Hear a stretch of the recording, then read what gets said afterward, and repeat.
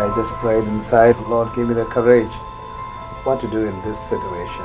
The moment we saw, we felt that he has sustained a very severe head injury. Nobody can believe that he is alive till that time. I see him lying motionless, so that was very shocking and very disturbing too. I thought to myself, this is a terrible one, and I don't know whether my son lives or not.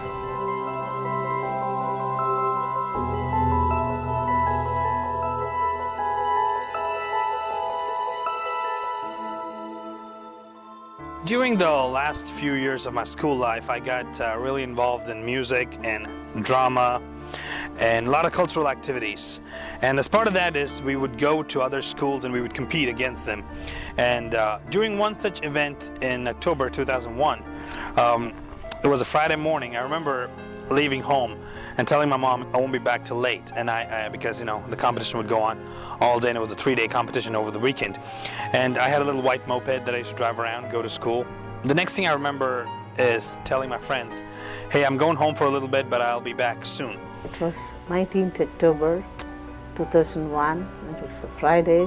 I had to go to the ladies' prayer meeting in the church, which was from 11 to 1. We finished that, and then I came home by 2 o'clock. At that time, the phone bell rang, and then I heard the familiar voice, which was Jason's friend. He said, Auntie, Jason met with an accident. He's very serious. He's bleeding. Can he come to the spot immediately? It was a head-on collision. When I was in a passing lane, coming back home, I hit a van head-on. Fortunately, there was some of my friends who also happened to be traveling the same direction, and they saw what happened, and they rushed me to a nearby hospital. And I started crying, but then he said, no, don't panic. If he used to die, he would have died by this time. But he's there in the hospital, so God will do a miracle. So let's hope and pray. So we both rushed to the hospital. And then on the way we saw a van, and then underneath was our son's bike, and there was a pool of blood there. I thought to myself, this is a terrible one, and I don't know whether my son lives or not. But anyway, I just prayed inside, Lord, give me the courage what to do in this situation, and I drove to the hospital. We saw Jason was bleeding all over. He had a head injury. He had an injury in his chin, and then the blood was dripping. And then he had a very bad injury in the hand. We went and told him, Jason, Mommy and Daddy are here. He couldn't just recognize anybody because he was going into an unconscious stage. That was what the doctor said. He was just going into an unconscious state. The moment we saw, we felt that he has sustained a very severe head injury, and he has got a very badly damaged brain. And so we did the necessary treatment for that, and the first aid what needs to be done immediately. And we planned for all the investigations that are needed, like computer tomography and other investigations. When I first examined him, he was unconscious. He was not obeying any commands. He was opening his eyes to deep painful stimulus, and he was making some moaning and groaning, and he was not able to talk. First saw him at the scan center. I was terribly taken aback by the blow he had in the accident. Nobody can believe that he is alive till that time after his terrible collision with the head-on collision with the van. Just like everyone else, even I was very shocked. We couldn't believe, because if you know Jason, he's a very vibrant person. Moving around, yelling, shouting, jumping, having fun all together.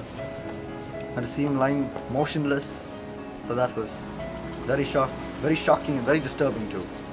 The doctor said, okay, let's wait till 72 hours. If he's bleeding through his ears, then we cannot say he will not survive. If he's bleeding through the nose or something like that, he may not survive. So they waited, the doctors waited to see if anything bad happens, but nothing happened except that he was in the coma stage. In a close head injury with multiple hemorrhagic contusions, generally it is very difficult to say what will be the outcome. It takes a longer time. He may be even responding to painful stimuli he may be moving the limbs, but because of the multiple areas involved, the recovery will be prolonged. They gave us first 24 hours, then 48 hours, and they said we have to wait for 3 days whether his brain will work or not. Then we waited for 72 hours. Then still he was in the coma stage and he was not able to open his eyes or recognize or see anything or talk. He was totally in a coma stage, unconscious stage. His initial first 2 weeks, he was in a very severe, deeply comatose state. His blood sodium level was low, and he was in a state of altered sensorium for a period of 3 to 4 days. At that time, he had features of increased pulse rate and other things.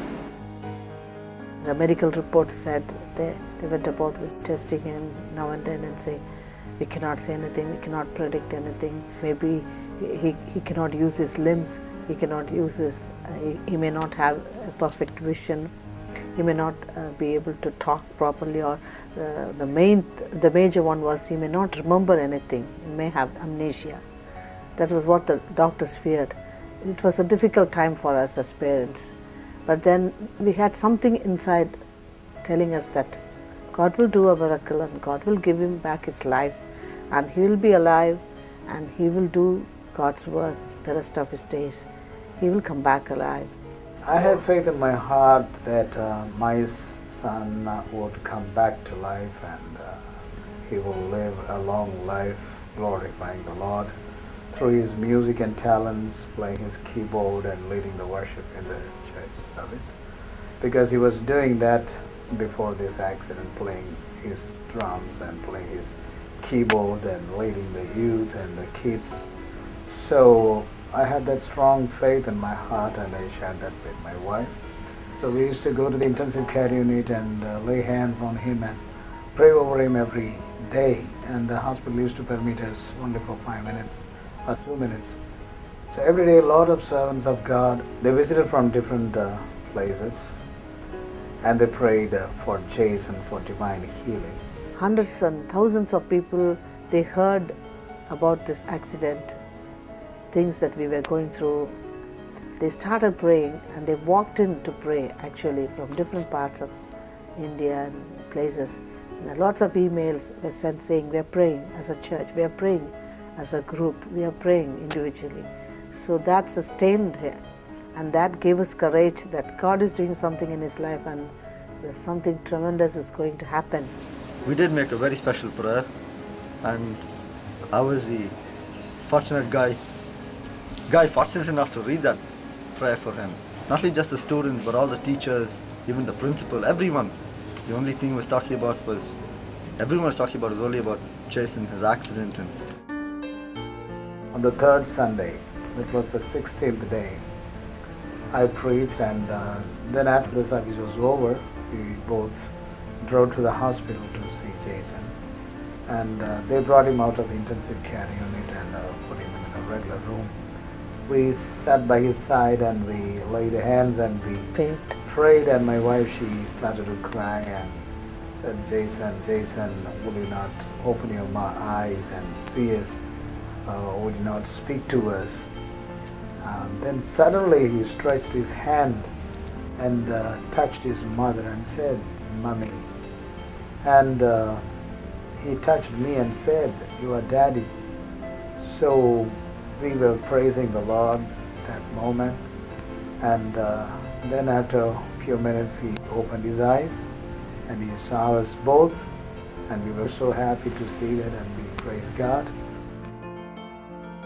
Recovery was very fast, I should say, because after 2-3 days he picked up his health and he sat and started eating with us in that room. And the doctor came and said, where is the boy in the bed? He's not in the bed. But he was sitting with us and eating, and he was, to his surprise, the recovery was so quick. And he told the doctor, thank you, doctor, very much for your help. And then he said, I didn't do anything. This is a great miracle. This is all your God. So he said, thank you, oh God, for all these things. I didn't do anything. So it was a pure miracle. So after a few days, I think after a week, he was discharged. He was asked to go home and take rest for the next 3 months. But the doctors advised that he would not have memory, he cannot recollect the past, and his 5 senses would not coordinate. So keeping all those things in mind, as soon as I took him home, I gave him the keyboard. Then I asked him to play. Hey, can you play me a song? Then I watched him playing a song slowly. He picked up the tunes and the music. He started playing. We were so happy to see that, and we praise God.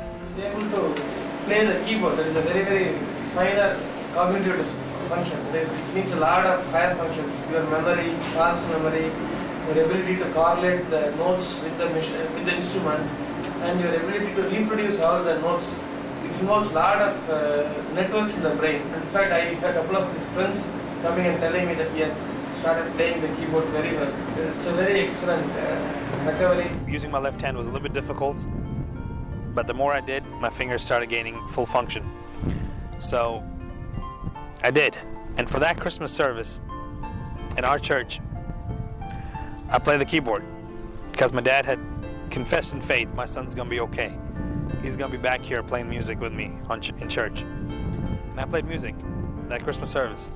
It was a happy moment for us because we saw our son come back alive, and the Lord honored our faith, and then he was so kind enough to give him back to us. So I took him through the place he met with the accident. And for our surprise, he was not able to remember what had happened to him on that day. Yes. So it's another miracle, I should say, because he remembered everything other than the accident. So that was a miracle. I think the Lord had erased that bad incident from his memory. My dad drove me back to the place where the accident took place on that street. And he said, "Do you remember what happened here?" I said, "No. I don't remember what happened here." He said, "You had an accident. You had a head-on collision with a van. And you almost died right here." We went and met the doctors in the hospital that they treated me at.